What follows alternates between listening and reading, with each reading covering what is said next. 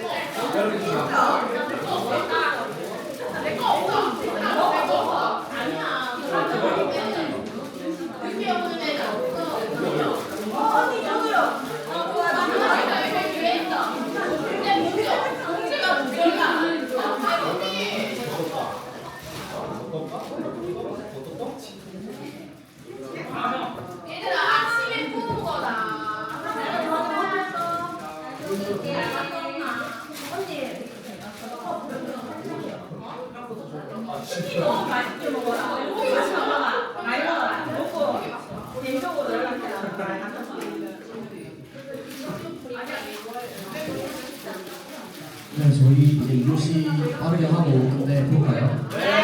알겠습니다.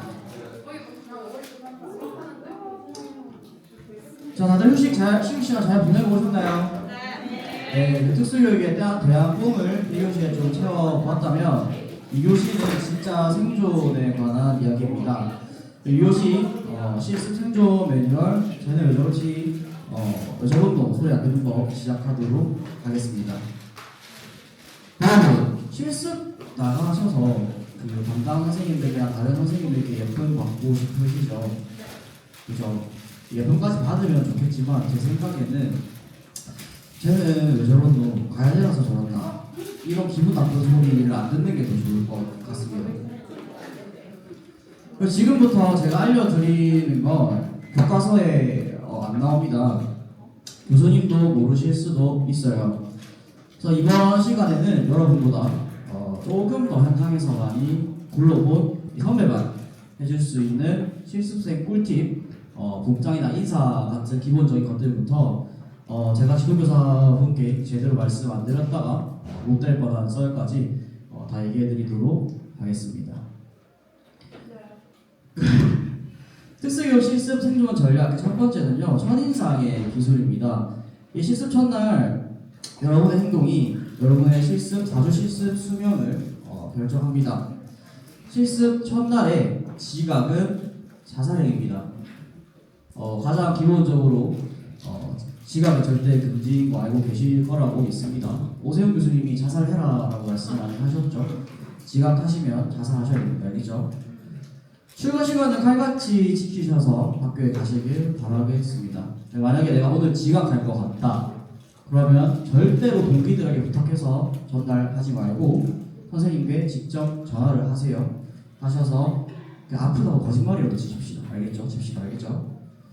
만약에 여기서 예쁨까지 받고 싶다 첫날에, 그럼 정해진 시간보다 조금 일찍 가십시오.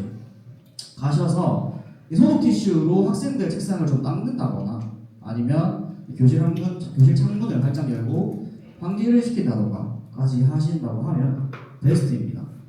여기서 주의해야 될 게 뭘까요? 땡. 미세먼지 있을 때 열지 않기. 담당쌤이 보실 때 하셔야 됩니다. 안 보실 때 하는 의미 없습니다. 알겠죠? 저희 네 알겠죠? 보실 때 꼭 티를 내셔야 돼요. 그리고 가장 궁금해하시는 복장. 복장은 첫날만큼은 진짜 웬만하면 정장으로 입고 가시고요. 저는 실습 첫날부터 마지막 날까지 모두 정장을 입었습니다. 전 다행히도 정장이 좀 여러 벌 있어서 그렇게 입긴 했는데, 정장이 없으신 분들은 최대한 단정하고 깔끔하게 입고 가시고요. 둘째 날까지도 좀 단정하고 깔끔하게 입고 가시다가 둘째 날부터 이제 학교 분위기를 싹 살피십시오. 그래서 좀 편하게 입고 가도 되겠다 싶으면 눈치 좀 보다가 그렇게 입고 가시면 될 것 같습니다. 아 그리고 그 슬리퍼 꼭 챙겨가세요. 4주 동안 하셔야 되니까 병에서 신을 뭐 크록스라던가 사용 슬리퍼 있다고 해도 발 사이즈에 안 맞거나 하는 경우가 많아서 불편하거든요. 저희도 많이 뛰어다녀야 되는데 그래서 본인한테 맞는 슬리퍼 꼭 챙겨 가시고요. 그리고 마지막으로 웃으면서 인사를 하시면 됩니다. 간단하죠? 누군지 몰라도 일단은 가시면 반갑게 인사를 하세요. 대화 한마디 나눠보지 않은 사람이라고 하더라도 이 교내에서 지나가는 사람은 다들 인사하고 가는 게 약간 학교 문화인 것 같더라고요. 저 같은 경우 사회복무요 할 때 저도 인사를 안 하고 다니다가 오해를 받은 적이 있습니다. 제가 보시다시피 좀 체구가 예소하고 해가지고 인사를 안 하고 다녔다가 어떤 선생님께서 갑자기 소리를 지시는 거예요 저한테. 야, 니 어디 가노? 이러시길래 딱 봤더니 선생님이 당황하시더라고요. 학생인 줄 알았다고. 제가 사회복무요인 줄 몰랐고 교생 실습생인지 몰랐다고 하십니다. 그래서 꼭 인사를 하시면서 티를 내시고요. 그리고 요즘에 고학년 애들 같은 경우는 조금 이렇게 덩치도 크고 얼굴도 좀 작은 친구들이 많더라고요. 가끔은 저도 그 친구들이 어른인 줄 알고 인사를 하긴 하는데 그래도 인사한다고 싫어하는 아이는 또 없으니까 웃으면서 인사하시길 바랍니다. 그리고 특수교육 실습 생존 전략 그 두 번째는요 소통의 기술입니다. 교생 실습을 하면서 지도교사와의 소통은 굉장히 중요한 역할을 하는데요. 특히 지도교사에게 사소한 것까지 보고하는 것이 가장 중요합니다. 왜냐하면 특수교육 현장에서는 안전사고가 제일 무섭고요. 또 신경 써야 하는 부분이기 때문입니다. 그래서 특이사항이 발생하면 있는 그대로의 사실을 지도교사 선생님에게 즉시 보고하고 그럼 지도교사분께서 적절한 조치를 통해서 그 사고를 예방해 주실 수 있으니까 꼭 판단하지 말고 보고하십시오. 이번에는 제가 제대로 말씀 안 드렸다가 큰일 날 뻔한 얘기를 좀 해드리겠습니다. 아침에 그 평소처럼 5학년 학생, 다른 학생과 등교를 하던 길이었습니다. 근데 갑자기 저한테 능지 이슈가 발생을 하더라고요. 우리 땡땡이 오늘은 손 안 잡아줘도 혼자 잘 걸어가겠는데 왠지 모르는 근거 없는 믿음으로 손을 슬쩍 놨습니다. 어떻게 됐겠습니까? 이게 맞아요. 좀 다른데 제가 예상한 대답이랑 네, 넘어졌어요. 반도 못 가고 넘어졌습니다. 그래서 그때 그 인터스텔라 주인공이 딱 생각이 나더라고요. 진짜 손 제발 놓지 말라고 그렇게 하다가 깜짝 놀랐었지만 이제 금방 이성을 되찾고 그 넘어진 아이를 한번 싹 살펴봤습니다. 다행히도 그냥 손에 진짜 약간 티도 안 나게 살짝 스친 끓긴 정도길래 혼자서 판단했어요. 이 정도면 괜찮겠지 하고 혼나기도 싫어서 입을 싹 닦았습니다. 제 판단은 진짜 사소한 것이었거든요. 그런데 교실에 가자마자 지도교사 선생님의 레이더망에 딱 걸립니다. 아직까지도 이해가 안 돼요. 어떻게 사셨는지. 그리고 질문이 하나 날아옵니다. 이 선생님, 이 상처 오늘 등교할 때부터 있었던 건가요? 그래서 그때 또 인터스텔라 주인공이 생각나더라고요. 한 번 더. 전화할걸, 말씀드릴걸.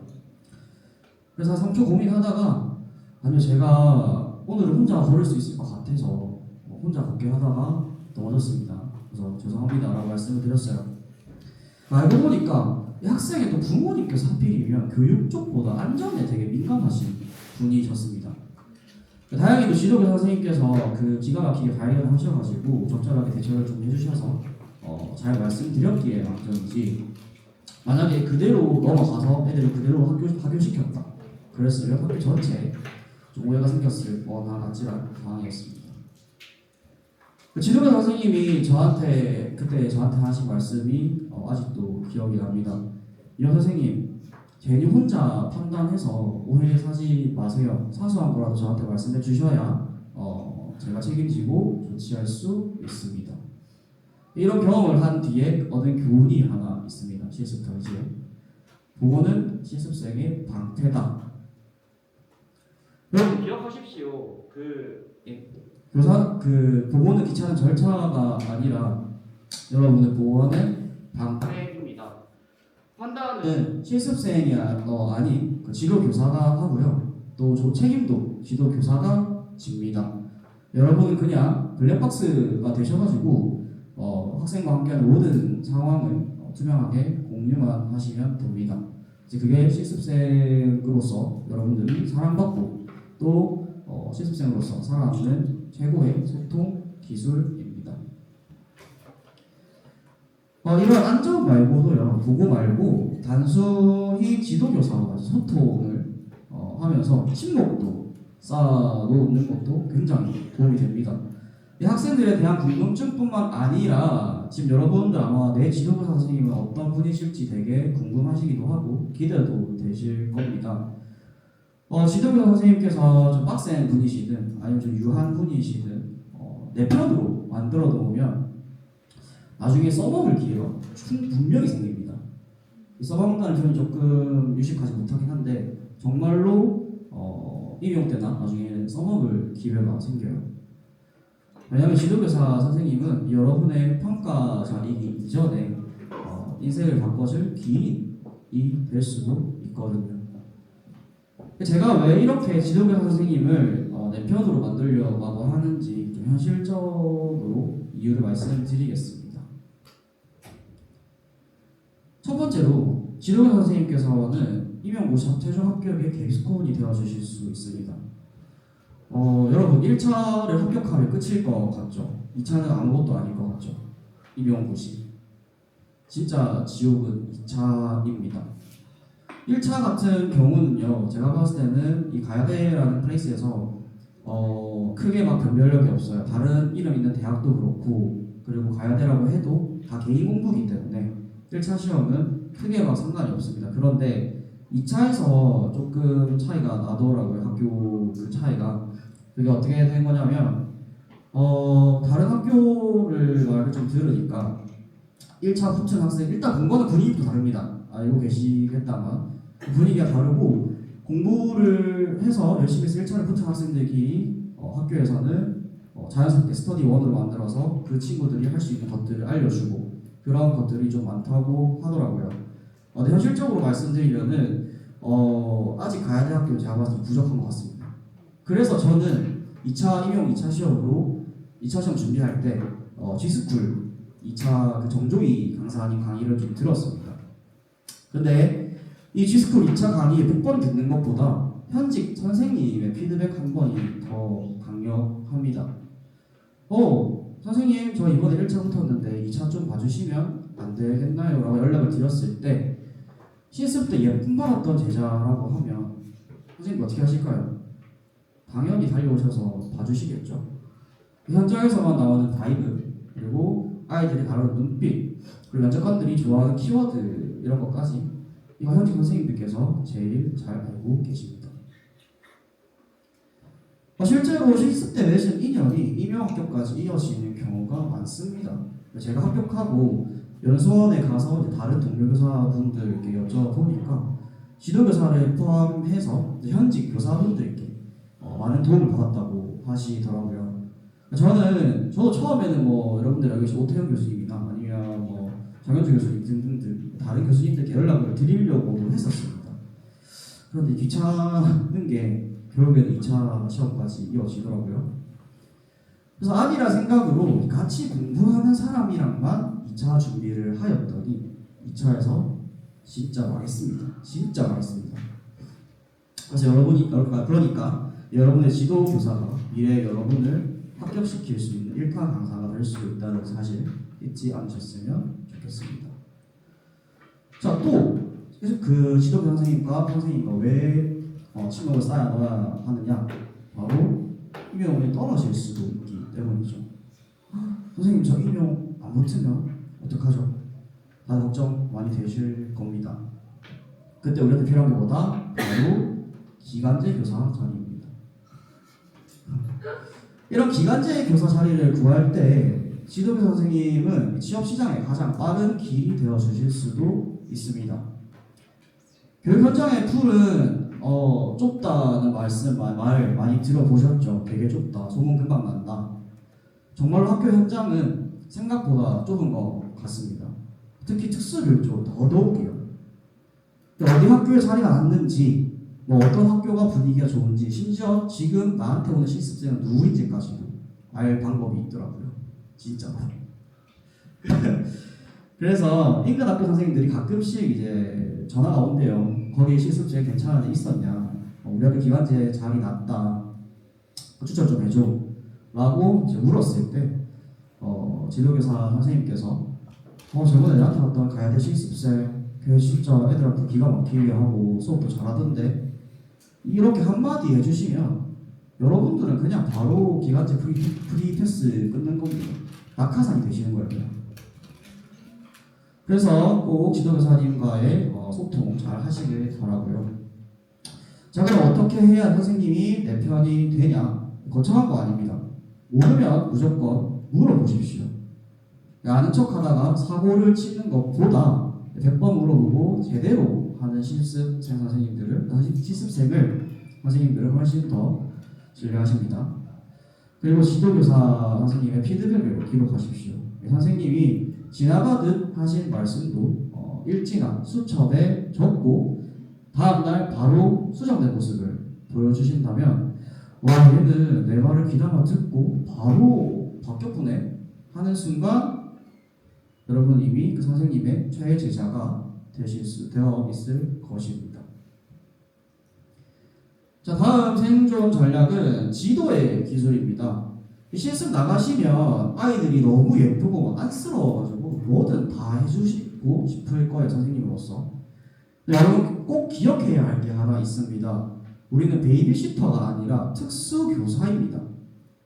사실 여러분이 그 아이들을 어떻게 대해야 하는지 적정선을 제가 조금 정해 보도록 할게요. 첫째, 학생을 애기 취급하지 마십시오.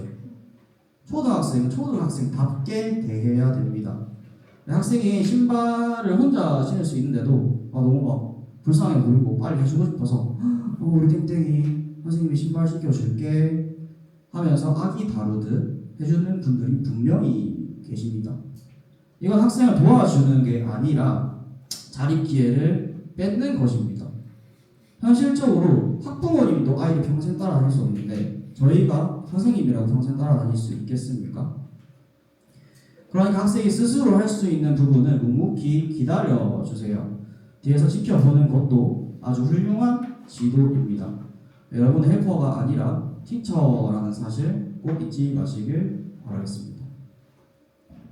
둘째, 특수교사만의 레이더, 관찰력을 발휘하십시오.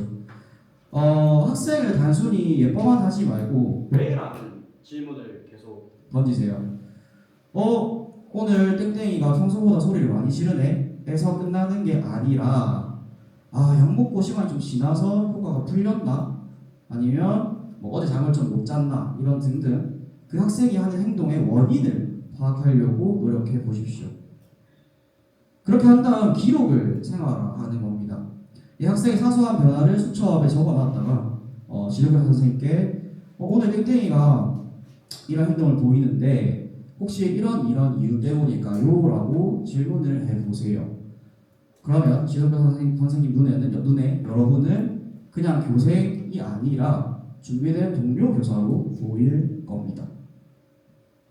그리고 셋째, 신체적 접촉, 즉 스킨십에 적정선을 지키십시오. 특수교육 현장에서 스킨십은 정말 예민한 문제입니다. 단순히 학생이 예뻐서 하는 스킨십은 절대 금지입니다. 뭐 포옹이라던가 아니면 뽀뽀 심하신 분들 하시는 분들도 계세요. 이건 오해의 소지가 있고요. 그 학생에게 잘못된 사회적 신호를 줄 수 있습니다. 그래서 이에 대한 가이드라인은 스킨십은 하이파이브나 아니면 뭐 어깨를 후덕이는 정도 아니면 이 친구가 넘어질까봐 손을 잡고 걸어가주는 그 정도가 적당하니까요.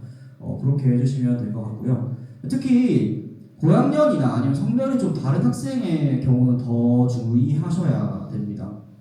단순히 아이가 너무 좋으니까 이 정도는 괜찮겠지 하는 생각은 이 학생이 잘못된 사회적 기술을 배울 수도 있습니다. 마지막으로 그 일관성이 핵심입니다. 이 지도교 선생님 앞에서는 학급 규칙을 지키는데 교생 선생님 앞이라고 애교 부리면 다 들어준다? 이제 그러면 그 학급의 질서는 다 무너지겠죠. 안 되는 건 안 되는 겁니다.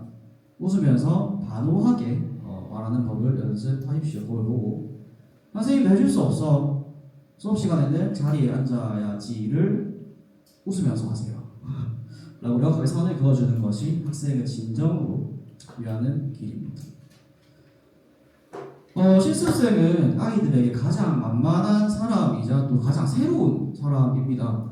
여러분이 기준을 잘 잡으셔야 학생들도 혼란스럽지 않아요. 그래서 오늘부터는 아이들을 볼 때 어떻게 하면 이 학생을 도와줄 수 있을까? 그런 생각이 아니라 어떻게 하면 혼자 할 수 있게 혼자 할 수 있도록 할 수 있을까를 고민하는 특수교사의 눈을 가져보시길 바랍니다. 자, 드디어 특강의 이제 마지막 내용이자 2교시의 하이라이트 수업과 관련된 이야기입니다. 지금부터 제가 하는 얘기는 임용 2차 합격과 또 연계되는 내용도 있으니까 딴 거 한다고 놓치면 나중에 수업 준비할 때 이 영상을 좀 들어놓을 걸 하고 오해하실 수도 있어요. 마지막에 집중해서 시작해 보도록 하겠습니다. 저희가 이 수업 전에 써야 되는 거 뭐가 있죠? 그렇죠. 잘 알고 계시네요. 바로 교수학습 과정안 즉 지도안 작성입니다. 여러분 학교에서 뭐 여러 지도안 강의라던가 아니면 주변 사람들이 뭐 좀 잘 쓰는 사람들 거 지도안 볼 때는 나도 집에 가서 이렇게 해봐야지 라고 하시는데 막상 노트북 켜면 어떻습니까? 아무것도 없는 지도안 틀에 깜빡이는 커서랑 기싸움만 3시간 동안 하고 계시죠? 기싸움 하지 마십시오. 그래서 제가 오늘은 지도안을 조금 더 인간답게 좀 더 쉽게 쓰는 방법을 하나 팁을 드리도록 하겠습니다. 바로 일단 목표부터 때려박고 시작하기입니다. 제가 2차 준비할 때는 그 정도의 강사님 강의를 들었는데 그 강사분께서는 활동을 다 짜고 마지막에 이제 학생의 개별 목표를 짜라고 하시더라고요. 근데 저는 아무리 해도 그게 저랑 안 맞았습니다. 그래서 그냥 목표부터 먼저 개별 목표부터 받고 그에 맞춰서 활동을 짰습니다. 이건 철저히 사바사니까 여러분 스타일대로 또 하시면 될 것 같고요. 무엇보다 중요한 건 목표는 이제 학생 수준에 맞게 써야 되겠죠. 실습 첫날 가시면은 일단 우리 반 애들의 학습 수준은 어떤 정도인지 아니면 뭐 문제 행동이나 그런 행동들은 어떤지 한번 스캔해 보십시오. 만약에 애는 가위질도 못하는데 의욕만 앞서가지고 목표를 목표랑 활동에 종이 오리기를 넣는다. 그러면 이제 그 지도안은 그냥 정성스럽게 만든 종이 쓰레기가 되는 겁니다. 더불어 임용 2차와 또 연결시키자면 지도안은 임용 2차의 효자 과목입니다. 지도안 많이 써봐라 라는 소리 지겹죠. 저도 굉장히 지겨웠습니다. 근데 다 이유가 있습니다. 심층 면접이나 수업 실현은 점수가 굉장히 요동치는 변수 덩어리예요. 하지만 지도안 같은 경우는 이 정해진 틀만 처음부터 지켜서 설계해 놓으면 무조건 만점, 아니 만점 가까운 점수를 받으실 수 있는 유일한 영역입니다. 실제 그 2차 시험에서 심층 면접과 수업 실험 같은 경우는 거의 만점이셨는데 남들이 점수가 정말 잘 안 깎이는 이 지도안에서 0점 몇 점 차이로 깎이셔가지고 2차에서 최종 합격에서 떨어지는 분도 봤습니다.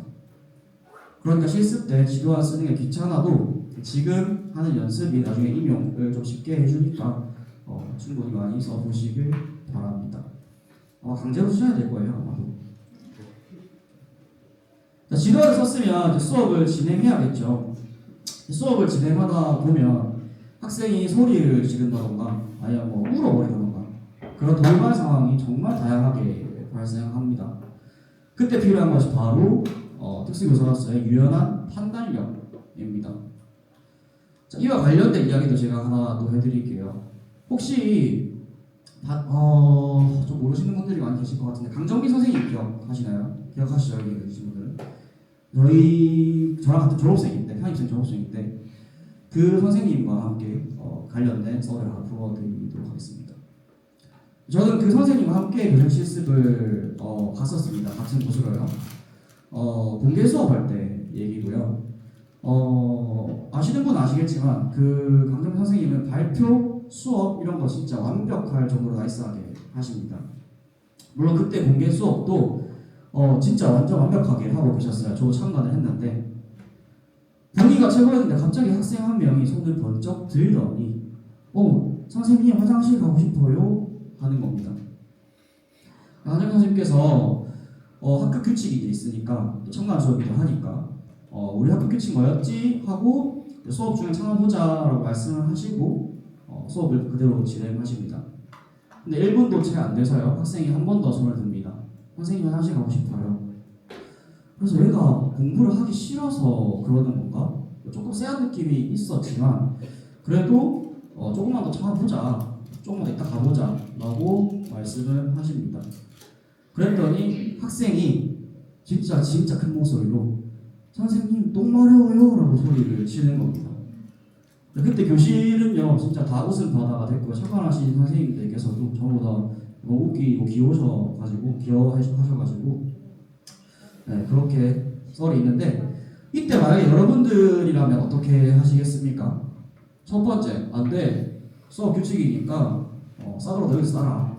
아니 두 번째, 그래 빨리 갔다 와라.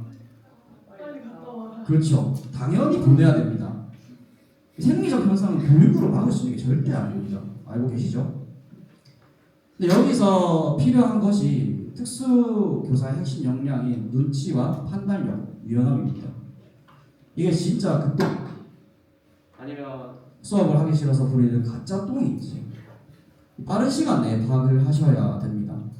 만약에 여러분이 가짜 똥에 속으시면 여러분의 수업 시간은 이제 매시간 학생들의 화장실 투어가 될 거고요. 진짜 똥을 막으면 짐작하시죠? 교실에는 그 냄새랑 같이 여러분의 실습도 같이 날아가는 겁니다. 유연한 판단력은 실습 때 아니면 절대 못 배우니까 가셔서 한번 경험해 보시길 바라고요. 그리고 수업이 마지막쯤 여러분이 겪을 수 있는 어려움 바로 생각했던 것보다 수업이 일찍 끝나는 겁니다. 수업 시간 다들 해보셔서 아시죠? 뭐 일찍 끝나거나 시간 넘어가고 하면 당황스러운 거 15분도 딱 맞추기 어렵습니다. 그런데 실제 수업은 40분입니다. 아이들이 가르치시다 보면 시간 맞추기가 더더욱더 어렵게 느껴지실 거예요. 근데 여기서 만약 내가 준비한 활동이 생각보다 일찍 끝났다. 이때 당황해서 얘들아 수업 끝낼게요. 끝냈습니다 하면 개하수입니다. 가야 될 졸업생으로서 여러분들을 용서할 수가 없어요. 알겠죠? 이럴 때 해결책은 플랜 B를 세우는 것입니다. 예를 들어서 학생들 수준에 맞는 간단한 이제 강화 게임이라던가 칭찬 릴레이. 오늘 땡땡이는 선생님이랑 약속한 대로 이러이러한 문제 행동을 안 하고 수업 잘해주었네. 뭐 칭찬 스티커를 준다던가. 아니면 또 오늘 배운 내용을 다시 한번 되짚어주는 복습 퀴즈. 이 학생들 수준에 맞는 복습 퀴즈를 통해서 한 5분 정도 항상 준비해 두십시오. 시간이 남는 건 사고가 아니라 추가 점수를 딸 수 있는 기회입니다. 이게 중요한 게 실제 수업뿐만 아니라 수업 실현이나 아니면 2차에서 진짜 수업 실현에서도 충분히 활용하실 수 있습니다. 저는 이 팁으로 2차 수업 실현 점수를 땄었고요. 문제 그 2차 같은 경우 2차 시험 임용고사실에 들어가시면 지금 여러분들이 하고 계시는 수업 실험과는 다르게 전자타이머가 있습니다. 시간이 흘러가는 걸 볼 수 있어요. 그리고 지도안도 내가 쓴 걸 보면서 할 수 있습니다. 아무 감정 안 돼요. 봐도. 그렇게 하니까 그렇게 해도 긴장돼서 넘어가는 것들이 많은데 마지막에 이런 팁들을 쓰시면 수업 끝날 때 만약에 내가 문제 행동을 안 짚고 넘어갔다. 그럼 마지막에 한 번 짚어주시면 되는 거예요. 우리 친구 오늘 문제 행동 안 했네. 선생님이랑 약속한 거 잘했네. 잘했어 하고 하면 점수를 그대로 따실 수 있는 겁니다. 네, 그렇게 될 것 같고요. 자, 그리고 수업을 마치고 동료 피드백과 셀프 피드백을 통해서 거울 치료를 받으십시오. 수업 후에 야, 근데 오늘 진짜 폼 미쳤다. 완전 임용수석감인데? 하고 자기에 빠져있으면 절대 안 됩니다. 동기들한테 한번 물어보십시오. 야, 너 오늘 어땠노? 그러면 아마 이럴 겁니다. 이 애들 말할 때 계속 말 끊더라. 이 너무 긴장해가지고 뭐 정상수 같던데. 그러면은 속상할 수 있습니다. 근데 그게 여러분을 살리는 길입니다. 동료들의 피드백을 바탕으로 내가 놓친 단점들을 하나씩 지워 나가야 하셔야 되고요. 저는 셀프 피드백 강추합니다. 영상 촬영을 적극적으로 좀 활용을 하십시오. 지도부 선생님께 양해를 구하고요. 본인의 수업을 영상을 찍어서 혼자 보세요. 처음에는 아마 진짜 꼴배기도 싫을 겁니다. 내 목소리 원래 저랬나? 표정도 왜 저렇지?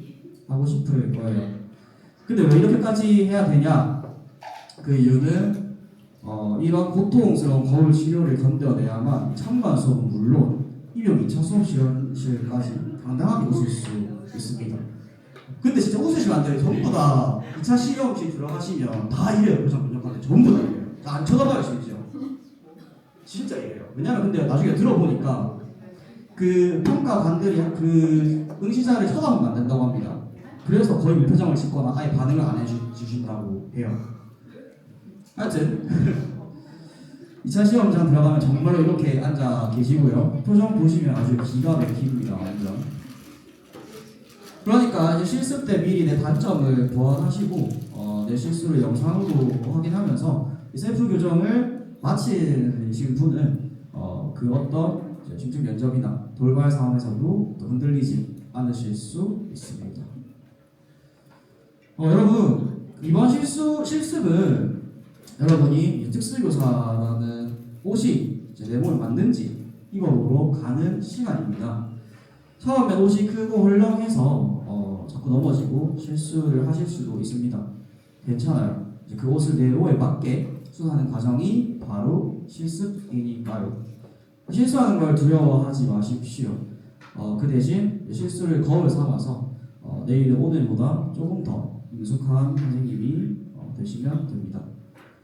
제가 오늘 알려드린 팁들을 잘 챙겨가셔서 실습지에서 과외 학생들은 역시 다르네 라는 소리 꼭 듣고 오시길 바랍니다. 한 달 뒤에 더 멋진 예비교사가 되어서 돌아오실 여러분들 응원합니다. 현장에서 동료교사로 만날 날을 기다리겠습니다. 이상으로 과외대학교 특수교육과 교육과 응원하는 상대 최윤혁이었습니다. 감사합니다.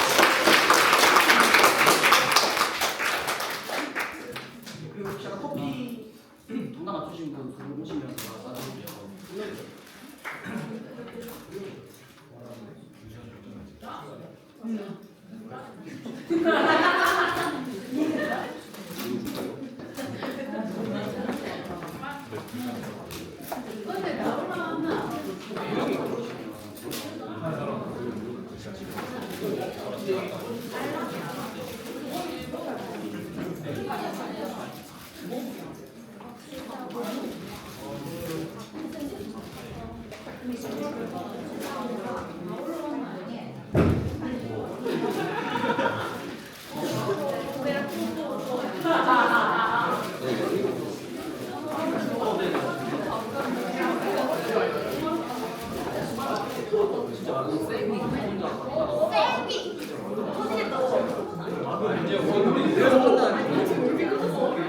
내가 원래 좀 꽤 하는 애들이었는데 그 당시에 다 지켜보고 있으면 되게 말하는 거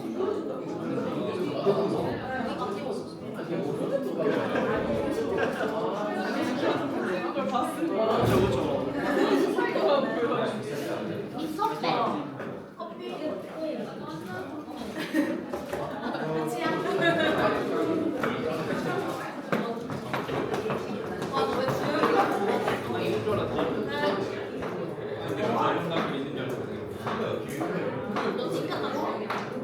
그래서 누나 말했지 누나 말하길래 근데 그것도 맞긴 해. 나도라고 했었어야지. 아니 너도 맞아. 그것도 맞긴 해. 나처럼 커피 마실 사람.